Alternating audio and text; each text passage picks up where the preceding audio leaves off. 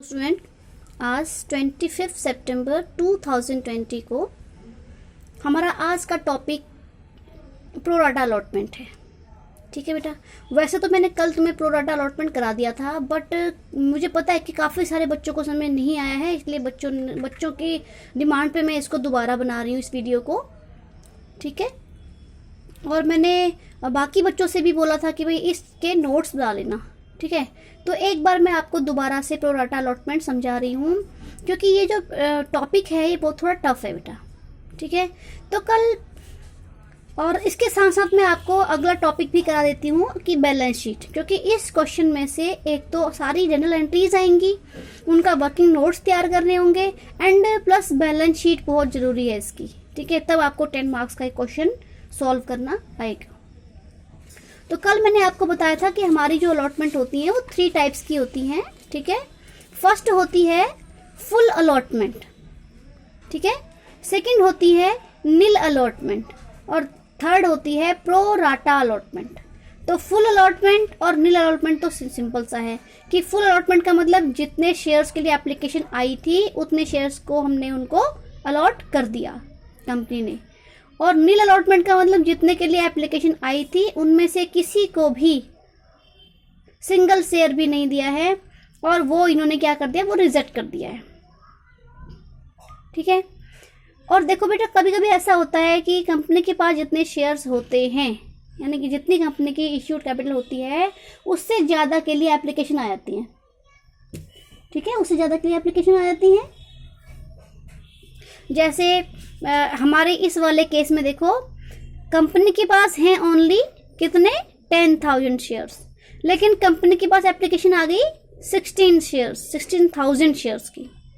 मतलब 10,000 shares company के पास है, कंपनी दे भी ओनली, इश्यू भी कंपनी सिर्फ और सिर्फ 10,000 शेयर्स ही इश्यू कर सकती है, लेकिन कंपनी के पास शेयर होल्डर ने एप्लीकेशन भेज दी 16,000 शेयर्स की। ठीक है, तो अब कंपनी क्या करे, कंपनी 16,000 तो दे नहीं सकती, क्योंकि एक्स्ट्रा 6,000 शेयर्स पे पैसा भी आ चुका है। तो फुल अलॉटमेंट कितनों के, तो कंपनी के पास 3 ऑप्शन है कि भाई कुछ पर्सन्स को वो फुल अलॉटमेंट कर दे, और कुछ को वो कम दे दे, जितने मांगे हैं, जितने अप्लाई किए हैं उनसे कम शेयर्स इशू करे, और बाकी को वो रिजेक्ट करे। तो कंपनी ने ये तीनों ऑप्शन यूज़ किए हैं। 4,000 अप्लाइड शेयर्स को 4,000 शेयर्स ही अलॉट किए हैं, 2,000 शेयर्स को जो है रिजेक्ट कर दिया है, उनका पैसा उनको रिफंड कर दिया है। एंड अगला है प्रो राटा अलॉटमेंट, मतलब जो बाकी बच गए हमारे 10,000 शेयर्स, उनको बैलेंस 6,000 शेयर्स दे दिए। 4,000 को 4,000 दिए, 10,000 को 6,000 दिए। ठीक है, और 2,000 को वापस मोड़ दिया, यानी कि उनको रिफंड कर दिया उनका पैसा। ठीक है, तो ये जो हमारा थर्ड कैटेगरी है इसको हम कहते हैं प्रो राटा अलॉटमेंट। ठीक है, तो इस प्रो राटा अलॉटमेंट पे तुमको आप लोग देख ही रहे हो कि भाई जो 10,000 शेयर होल्डर्स थे जिन्होंने 10,000 के लिए अप्लाई किया था, उनको सिर्फ ओनली 6,000 शेयर्स ही दिए हैं, और जो इनका बैलेंस 4,000 शेयर्स हैं उन पे जो पैसा आया है वो वापस नहीं किया है। वो इन्होंने क्या किया, वो इन्होंने आगे अलॉटमेंट मनी पे एडजस्ट करने के लिए अपने पास रख लिया है। ऐसा कंपनी के पास राइट होता है। ठीक है, तो देखो, इन केस प्रोराटा अलॉटमेंट मैं आपको समझा रही हूँ कि प्रोराटा अलॉटमेंट के टाइम पे कुछ एनालिसिस टेबल बनाई जाती है। वो एनालिसिस टेबल बनाने का फ़ायदा क्या होता है कि हमको ये पता लग जाता है कि कितने शेयर्स के लिए एप्लीकेशन आई हैं, कितने शेयर्स अलॉट किए हैं। ठीक है, और कितने जो शेयर्स पे एक्सेस मनी आ चुकी है, कितनी एक्सेस मनी हमने एडजस्ट की है अलॉटमेंट पे, कितनी फर्स्ट कॉल पे की है, कितनी फाइनल कॉल पे की है। इस तरीके से ये सारा हमारा एनालिसिस टेबल बन जाता है, और इससे जो है हमारा क्वेश्चन में टाइम कम लगता है। ठीक है बेटा, तो देखो, ये एनालिसिस टेबल में हमारे 8 कॉलम होते हैं। तो फर्स्ट कॉलम हमारा है शेयर्स अप्लाइड का, यानी कि कितने शेयर्स इन्होंने अप्लाई किए हैं। ठीक है, जैसे हमने अपने टोटल अलॉटमेंट को 3 पार्ट्स में डिवाइड किया था। फर्स्ट था फुल अलॉटमेंट, सेकंड था नील अलॉटमेंट, एंड थर्ड था प्रो राटा अलॉटमेंट। ठीक है, तो फर्स्ट हमारा कॉलम बन गया शेयर्स अप्लाइड का। सेकंड कॉलम बन गया शेयर्स अलॉटेड का, मतलब इन शेयर होल्डर्स को जिन्होंने जितने जितने शेयर मांगे हैं उनको कितना शेयर अलॉट किए हैं। तो 4000 को 4000 किया, 2000 को नील किया, 10,000 को 6000 किया। ठीक है, अब हमारा थर्ड कॉलम बनता है एप्लीकेशन मनी रिसीव्ड, कि कितनी एप्लीकेशन मनी रिसीव हुई है। तो जाहिर सी बात है, क्योंकि एप्लीकेशन में पहला पैसा जो है एडवांस में ही शेयर होल्डर भेज देते हैं। ठीक है, क्योंकि जब वो शेयर्स अप्लाई करेंगे उसी टाइम पे एप्लीकेशन मनी भी साथ में भेज देंगे। तो 4000 शेयर्स पे उन्होंने 2 रुपीज़ एप्लीकेशन मनी 2 रुपीज़ मानी है हमने। तो 4000 मल्टीप्लाई 2 8000 उनकी एप्लीकेशन मनी कंपनी ने रिसीव की होगी। ठीक है, और अलॉट कितने किए हैं शेयर्स? 4000 ही अलॉट किए हैं। इट मीन्स 8000 जो एप्लीकेशन मनी रिसीव हुई है वो सारी की सारी एप्लीकेशन मनी ड्यू पे हम एडजस्ट कर सकते हैं। मतलब कि उन 4000 पे तो पैसा पूरा का पूरा आ चुका है, एक्सेस मनी कुछ भी नहीं बचा है। 6 कॉलम है एडजस्टेड ऑन अलॉटमेंट, तो एक्सेस मनी ही नहीं है तो एडजस्टमेंट कहाँ से होगी? ठीक है, अब अलॉटमेंट पे एडजस्ट नहीं हुआ है पैसा तो कॉल पे भी एडजस्ट नहीं होगा, और कुछ भी पैसा हमारा रिफंड नहीं हुआ है, क्योंकि हमने किसी भी पैसे को किसी भी शेयर होल्डर्स को, इन 4000 शेयर्स की बात हो रही है। ठीक है, इन 4000 में से किसी भी शेयर पे पैसा वापस नहीं किया है। ठीक है, सेकंड हमारा आता है, सेकंड जो हमारी कैटेगरी है वो नील कैटेगरी है, नील अलॉटमेंट की। ठीक है, तो ये वाले शेयर होल्डर जिन्होंने 2000 शेयर्स मांगे थे उनको कुछ भी नहीं दिया है। देखो नील, उनकी अलॉटमेंट नील है, इसलिए उन्होंने कितना पैसा भेजा होगा? उन्होंने भी 2 रुपीज़ के हिसाब से 4000 रुपीज़ भेजे होंगे, और इस सारा 4000 कंपनी के ऊपर, ये कंपनी के ऊपर बाउंडेशन होती है कि वो जिन शेयर होल्डर्स को कुछ भी शेयर नहीं दिए हैं उनका पैसा उनको तुरंत वापस कर दे। तो 4000 हमारी एक्सेस मनी आई, वही 4000 हमने बैंक के थ्रू वापस कर दिया, रिफंड कर दिया। ठीक है, क्लियर हो गया ये पॉइंट। उसके बाद थर्ड में देखो, अब हमारी बारी आती है प्रो राटा अलॉटमेंट की।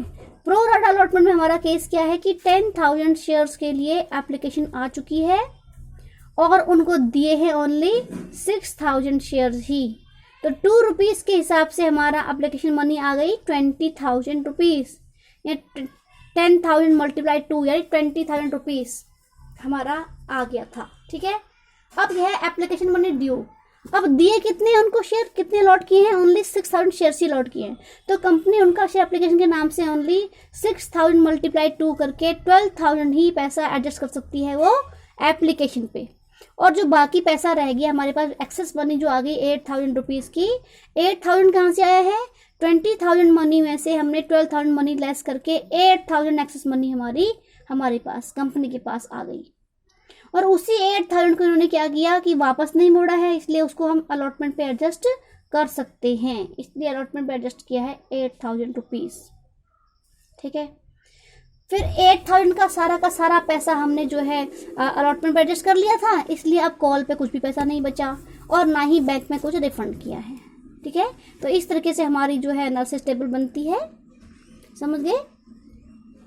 और ये दोबारा किसी को समझ नहीं आए तो बेटा मुझसे पूछ लेना और साथ साथ में अपने सम करने स्टार्ट करो। ठीक है, इसके बाद मैंने आपको एक टॉपिक और कराना है, वो कराना है बैलेंस शीट।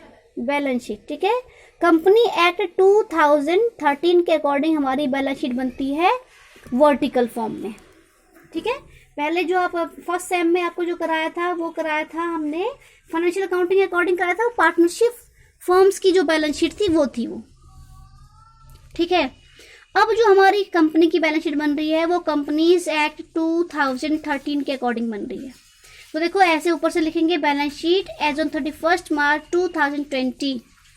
ठीक है, और आगे अगली हेडिंग जैसे हम उसमें लिखते थे लायबिलिटी साइड में, लेकिन अब ऐसा नहीं लिखेंगे, अब हम यहाँ पे लिखेंगे इक्विटी एंड लायबिलिटीज। ठीक है, इक्विटी का मतलब शेयर कैपिटल, एंड लायबिलिटीज का मतलब आउटसाइडर लायबिलिटीज। ठीक है, तो ये हमारी इक्विटी एंड लायबिलिटीज हैं। इसमें जो हमारा फर्स्ट हेडिंग आएगी वो आएगी शेयर कैपिटल।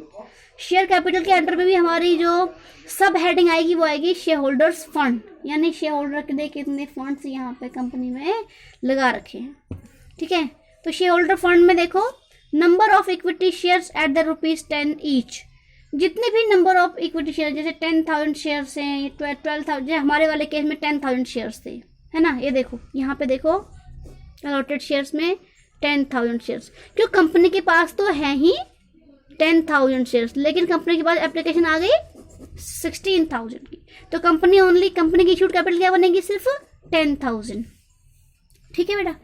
तो नंबर ऑफ इक्विटी यहाँ पे नंबर की जगह हम लिख सकते हैं 10,000 इक्विटी शेयर्स और ₹10 ईच। यहाँ पे आ जाएगा तुम्हारा 1 लाख की इनकी शेयर कैपिटल होनी चाहिए, लेस कॉल्स इन एरियर।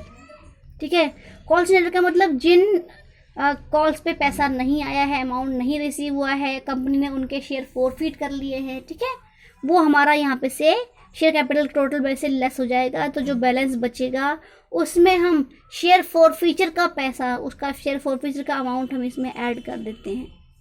ठीक है, तो ये बन गया हमारा equity and liability share holder funds का। उसके बाद है रिजर्व एंड सरप्लस।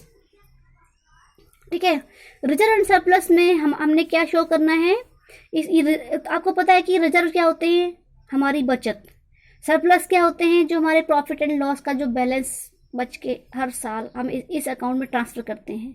और इसकी एक जॉइंट हेडिंग होती है रिजर्व एंड सरप्लस। ठीक है, तो रिजर्व सरप्लस में सबसे पहले हमारा आएगा सिक्योरिटीज प्रीमियम रिजर्व अकाउंट, जो हमारा SPR अकाउंट है, जो अलॉटमेंट पे जो हमारी एप्लीकेशन कह रही हूँ, अलॉटमेंट में जो हमारा प्रीमियम आता है उसको हम सिक्योरिटीज प्रीमियम रिजर्व अकाउंट के नाम से शो करेंगे, यहाँ पे शो कर देंगे। उसके बाद जो हमारे पास ऑलरेडी कैपिटल रिजर्व पड़ा हुआ है उसका पैसा यहाँ पे दिखा देंगे। ठीक है, उसके बाद ये दोनों आगे हमारे रिजर्व एंड सरप्लस में। ठीक है बेटा। उसके बाद C पार्ट में हमारा आता है अदर लायबिलिटी। अदर लायबिलिटीज में हमारे क्रेडिटर्स आ जाते हैं, बिल्स पेबल्स आ जाते हैं, आउटस्टैंडिंग एक्सपेंसेस आ जाते हैं, ठीक है, इनकम रिसीव्ड इन एडवांस आ जाते हैं, एक्सेट्रा एक्सेट्रा, ये सारे आ जाते हैं। ये टोटल लायबिलिटीज हमारी यहाँ पे हो जाएगी। ठीक है, नेक्स्ट पेज पे देखो, अब है एसेट साइड। एसेट साइड में अगर तो हमको फिक्स एसेट दे रखी हैं, इन्वेस्टमेंट होगी, लैंड बिल्डिंग प्लांट मशीनरी कुछ दिया तो वो हम यहाँ पे अदर फिक्स एसेट के आगे शो कर देंगे। नहीं तो जो हमारा कैश एट बैंक है, यानी कि जितनी बैंक की एंट्रीज हैं उनका ओनली बैंक का ही जो पेज है तुमने लेना है। ठीक है, तो इस तरीके से ये हमारी पूरी क्या बन गई, एसेट्स बन गई। ठीक है बेटा, तो ये आपकी बैलेंस शीट थी और इसको आपने अच्छे से इसको देखना है, इसको करना है। और जो आपको सम नहीं आ रहे हैं वो मेरे से पूछना शुरू करो, अपनी इलस्ट्रेशन स्टार्ट करो पहले। ठीक है, इलस्ट्रेशन सारी के सारी फिनिश कर लो और उसके बाद मैं आपको घर पे आके क्या कराऊंगी, उसके सम कराऊंगी। और जो बच्चे सम कर सकते हैं वो बच्चे कर सकते हैं, जो बच्चे नहीं कर सकते हैं वो फिर मेरा वेट करो।